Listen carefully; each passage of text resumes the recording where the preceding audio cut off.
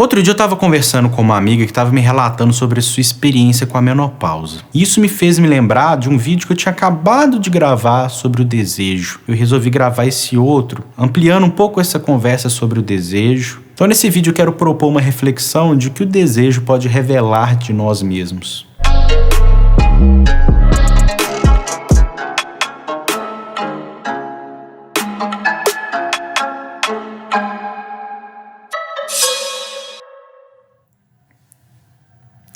Saudações, sejam muito bem-vindos ao Inner Innovation e a força motriz das nossas escolhas, pelo menos comumente falando. Gente, se você não assistiu meu primeiro vídeo sobre desejo, eu sugiro que você acesse aqui, assiste o vídeo primeiro, deixa esse aqui pausado e depois você volta aqui pra gente alinhar o nosso raciocínio. No vídeo eu coloco a possibilidade de o desejo ser uma forma constituída referente à resolução de uma necessidade. E eu não quero com isso esvaziar o conceito ou definir o conceito no sentido de dizer que ele é isso e as outras coisas não são referentes a ele, né? É mais no sentido de a gente poder observar por essa perspectiva e a partir daí ver até que ponto que isso faz sentido, até que ponto que isso nos faz nos apropriar dos nossos desejos, do que isso significa e nos possibilitar novas maneiras de lidar com ele. Então, dito isso, eu quero te lembrar de uma questão primordial. A necessidade humana é suprida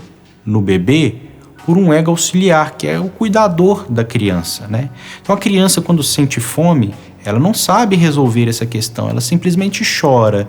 E alguém que está suprindo as necessidades dessa criança vai, então, procurar aquilo que vai fazer com que aquela criança se apazigue. Então, essa necessidade que está lá no plano da essência, que é abstrata, ela, na verdade, é resolvida por algo concreto, talvez por uma mamadeira. E a partir daí o bebê começa a construir o seu entendimento do universo manifesto. Então, esse objeto mamadeira, somado às projeções simbólicas do sujeito, vão constituir o que a gente define aqui como forma.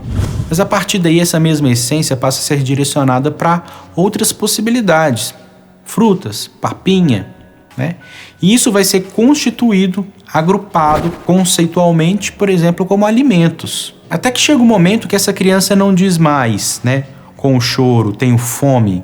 Ela passa a dizer coisas como, por exemplo, eu quero mamadeira. E isso, para mim, é essa mudança dessa relação direta com a necessidade, passa a ter uma relação com o desejo. O desejo já tem uma imagem, já tem uma forma pré-estabelecida. Então esse é um ponto onde o contato com a essência começa a diminuir, dando lugar a esse atalho produzido pela mente, que mostra a imagem da mamadeira como sendo a responsável pela resolução dessa necessidade. É justamente essa imagem pronta que eu vou definir como desejo. E a partir daí nós começamos a lidar com desejo ao longo da nossa vida. Desejo uma viagem que talvez se associe com liberdade. Desejo um carro que me representa autonomia. Isso é individual. Cada um configura isso de uma maneira única. E no caso dessa mulher que me contou essa experiência, o que aconteceu foi que ela não estava mais cabendo dentro dos seus desejos. E principalmente da imagem que ela tinha construído de si mesma. Ela disse que clinicamente teve uma alteração brusca da testosterona do corpo, que a partir daí ela começou a sentir muitas dores. E ela também passou a sentir desconforto durante a atividade sexual. E durante o discurso dela, ela acabou falando frases como virei mulherzinha, se referindo às dores que ela sentia para fazer depilação, por exemplo. Eu não vou comentar aqui sobre a questão machista dessa frase para não deixar o vídeo muito longo, mas deixe aí nos comentários sua opinião a esse respeito. No final das contas, o que eu quero mostrar aqui é como que determinadas alterações fisiológicas fazem com que a gente não se sinta mais a gente mesmo, já que estamos, às vezes, tão identificados com nossos desejos. Ela, por exemplo, tinha toda uma construção simbólica sobre a sexualidade e ela mantinha satisfatoriamente essa prática até que, num determinado momento, isso não cabe mais, já que agora o desconforto, a dor, faz com que aquilo que antes funcionava já não corresponde. Você sabia que você é muito importante para o crescimento do canal? Tem uma maneira muito objetiva de você nos apoiar. Tem um link aí na descrição do vídeo. Acessa lá que vão ter todas as informações. Valeu!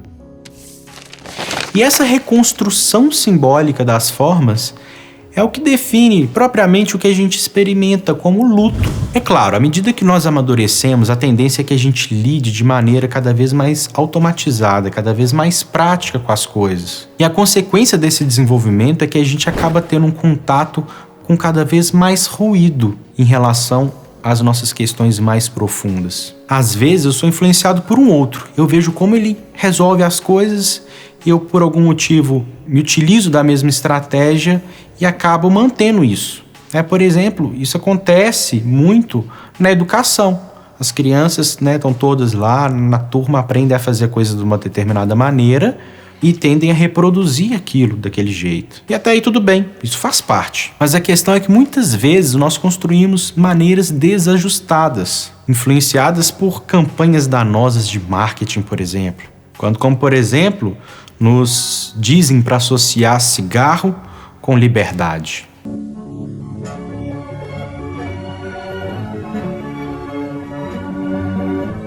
Ou bebida alcoólica e sexualidade. O que eu quero dizer é que a nossa arquitetura simbólica, que é constantemente atualizada, ela muitas vezes está comprometida. E aí, quando nós não nos damos conta de que o nosso desejo pode ser uma resposta viciada a uma determinada necessidade, podemos acabar nos mantendo em determinados hábitos que não nos fazem bem.